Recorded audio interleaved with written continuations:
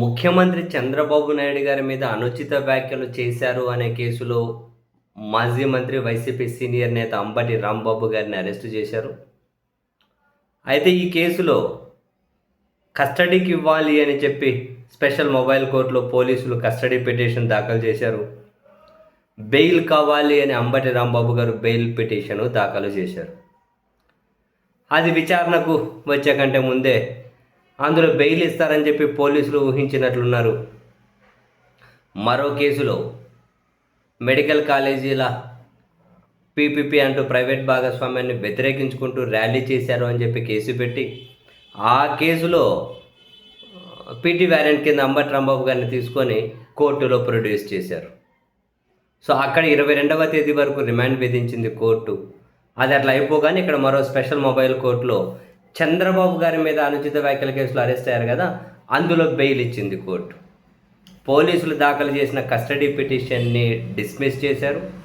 అంబటి రాంబాబు గారు దాఖలు చేసిన బెయిల్ పిటిషన్ని అడ్మిట్ చేసింది, అలో చేశారు.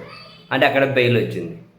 కానీ ఇక్కడ మెడికల్ కాలేజీల పీపీపీ ప్రైవేట్ భాగస్వామ్యాన్ని వ్యతిరేకించుకుంటూ చేసిన ర్యాలీ కేసు అలాగే ఉంది.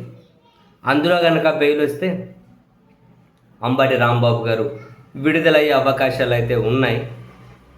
బట్ మధ్యలో మరికొన్ని కేసులు కూడా పెట్టారు, చాలా కేసులే ఉన్నాయి. ఆ కేసులను మేము క్వాష్ చేయాలి అని చెప్పి అంబటి రాంబాబు గారు హైకోర్టుకి వెళ్ళారు. అయితే ఆ కేసులలో ప్రొసీజర్ ఫాలో కావాలి అని, అరెస్టు చేయకూడదు అని 41A, అది ఇప్పుడైతే 35 BNS 35(3) దాని కింద నోటీసులు ఇచ్చి ఆయన వివరణ తీసుకోవాలి అని, అరెస్టు చేయకూడదని ఆంధ్రప్రదేశ్ హైకోర్టు కూడా తీర్పిచ్చింది. ఈరోజు 3 కీలక పరిణామాలు. మెడికల్ కాలేజీల ర్యాలీ కేసులో పీటీ వారెంట్ కింద తీసుకొని కోర్టులో ప్రొడ్యూస్ చేశారు. 22 వరకు రిమాండ్. చంద్రబాబు గారి మీద అనుచిత వ్యాఖ్యల కేసులో పోలీసుల కస్టడీ డిపిటేషన్ డిస్మిస్, బెయిల్ ఇచ్చేశారు.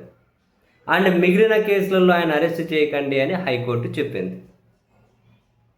సో మరి ఇప్పుడు ప్రభుత్వం ఒక కేసులో అయితే ఆయన లోపల ఉన్నారు, దాని మీద బెయిల్ వచ్చేలోగా మరి ఇంకేమైనా కనుక ప్లాన్ బి ఆలోచిస్తారా? మరి ఆయన బయటకు రండి కూడా ఇంకేమైనా కొత్త కేసులో మరికొన్ని కేసులు ఏమైనా కనుక పీటీ వారెంట్ల కింద తీసుకొని తిప్పుతారా?